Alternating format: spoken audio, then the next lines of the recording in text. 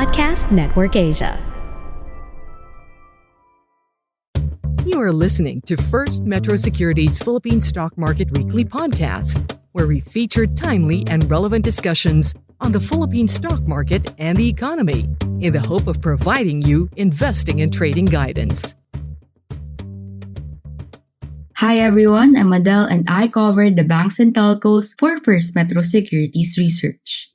In this episode, let me share with you the latest company update for PLDT or TEL, titled Hard to Ignore at Current Levels. In this report, we maintained our buy call for TEL with a target price of 1,470 pesos. We factored in the SIM Card Registration Act as well as a less detrimental financial scenario following the CapEx overrun in our adjustments. In particular, we assumed a 25% reduction in the mobile subscriber base as a result of the full implementation of the SIM Card Registration Act. As of April 26, the last day of registration, registered SIM cards reached 92.6 million, of which TEL was able to register over 43.7 million subscribers. For now, we assume that TEL will be able to add about 5 million more active SIM users over the 90-day extension period, to end 2023 with TEL having a total of 49.7 million subscribers. This implies a 25% reduction in TEL's mobile user base versus last year. Second, we see a more rational competitive landscape in fixed line compared to mobile. Across the fixed line industry, we are of the view that the slowdown in subscriber growth is close to bottoming out, with ARPUs firming up in the next 6 to 12 months. This is as we expect competitive dynamics in fixed line to be more rational, as we see PLDT and Globe being preoccupied with challenges stemming from a tighter competition backdrop and regulatory developments in the mobile segment.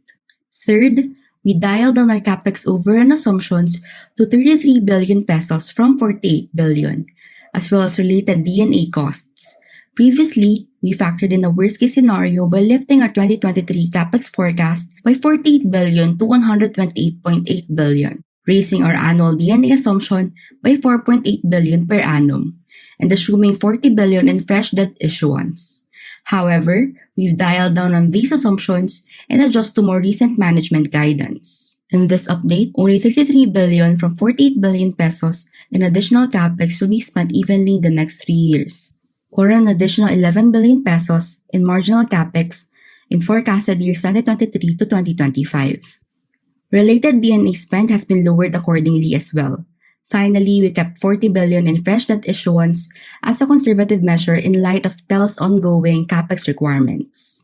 And lastly, we streamlined OpEx and interest rates in line with TEL's full year 2022 performance. Overall, these resulted in a 5% downward adjustment to both our full year 2023 and 2024 EBITDA forecast for TEL. While our new TP is lower, we prefer to accumulate TEL at these levels. Trading at 5 times 2023 EV/EBITDA, we argue that current valuation is attractive and is pricing in a much worse scenario amid risks to TEL's earnings. Furthermore, from a fundamental standpoint, we reiterate our view that TEL can mitigate the impact of rising competition, especially from mobile to its earnings. We also argue that the market can now look past the CapEx overrun issue. On one hand, it has a limited impact on TEL's core telco business, or mobile plus fixed line, and on the other, TEL's balance sheet can absorb worst-case conditions relating to the overspending. Finally, TEL is trading at attractive dividend yields, 6.3% and 6.5% for forecasted years 2023 and 2024, offering a cushion to investors. Again, we maintain a buy on PLDT with TP trimmed to 1,470 pesos. That's it for our PLDT company update. Thank you. Thanks for listening to First Metro Securities Philippine Stock Market Weekly Podcast.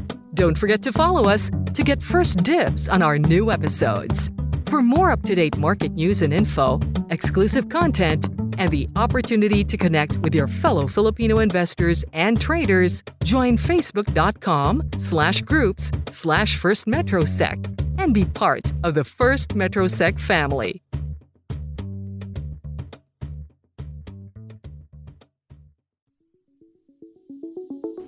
FirstMetroSec is providing this podcast as a general market commentary. Reference to any specific security, product, or entity do not constitute as an offer or a solicitation of an offer to buy or sell any financial instruments or to participate in any particular trading strategy. The statements, comments, views, or opinions expressed by the hosts are subject to change without notice, and FirstMetroSec is under no obligation to update, amend, change, or correct any of the statements, comments, views, or opinions expressed. The statements, comments, views, and opinions expressed by the guests are their own and do not necessarily reflect the view of FirstMetroSec. FirstMetroSec disclaims any liability arising from reliance on or reference to any information obtained in this podcast.